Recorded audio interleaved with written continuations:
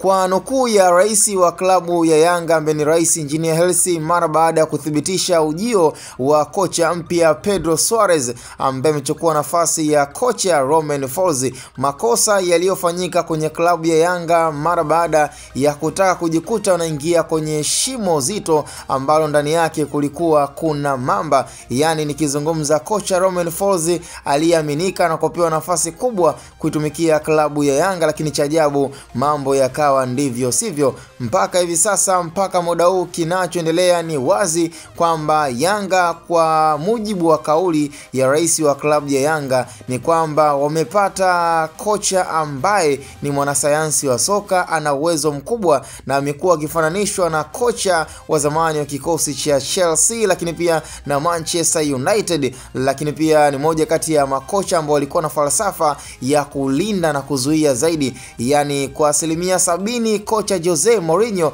amekuwa na self defense ambayo kiuhalisia kwenye kila timu anayo kuwepo ama anayoambatana nayo, yani imekuwa na asilimia kubwa ya kuzuia magoli kuingia langoni. Yani kama ni kupata ushindi, basi ushindi mkubwa wa Jose Mourinho labda ni magoli 3, lakini self defense yake inakuwa ni kubwa zaidi. Ni moja kati ya falsafa ambayo ameshaitumia miaka na miaka, na hiyo ndio imekuwa ni sehemu kubwa ambayo tunamzungumzia leo hii na muda huu kocha Jose Mourinho, ambaye pia amemrithisha kijana Pedro Suarez, kocha huyu wa klabu ya Yanga, ambaye pia na yeye mfumo wake na statistiki matches zake zimekuwa zikionekana kama zinaenda sambamba na kocha Jose Mourinho. Kwa hiyo sasa hivi Yanga inaweza ni klabu ambayo haitakuwa rahisi kuweza kuruhusu magoli katika uwanja, na hii inaweza ikawasaidia sana kutengeneza clean sheet za kutosha,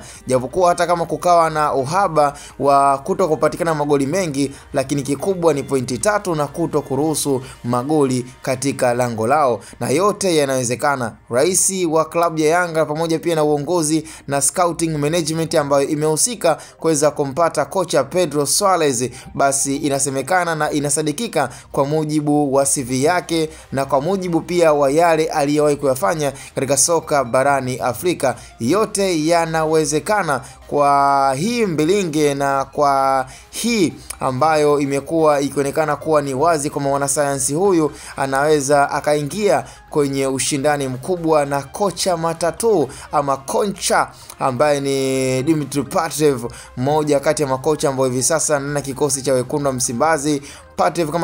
ambaye amekuwa akiimbwa na kuonekana kwamba yeye pia atakuwa ni moja kati ya kocha atakayeweza kuonyesha ushindani wa hali ya juu kwenye kikosi cha wekundu wa Msimbazi. Kwa hiyo tuna kocha matatu na tuna kocha mwanasayansi, huko klabu ya Simba ikiwa inazidi kujivunia na kuona kwamba wana uwezo wa kufikia malengo yao ya kuingia kwenye hatua za robo finali. Lakini pia kwa upande wa klabu ya Yanga pia matumaini yapo ni kwamba Yanga itaenda katika hatua za robo finali katika mchuano ya klabu bingwa kwa msimu huu 2025-2026. Yote yanawezekana.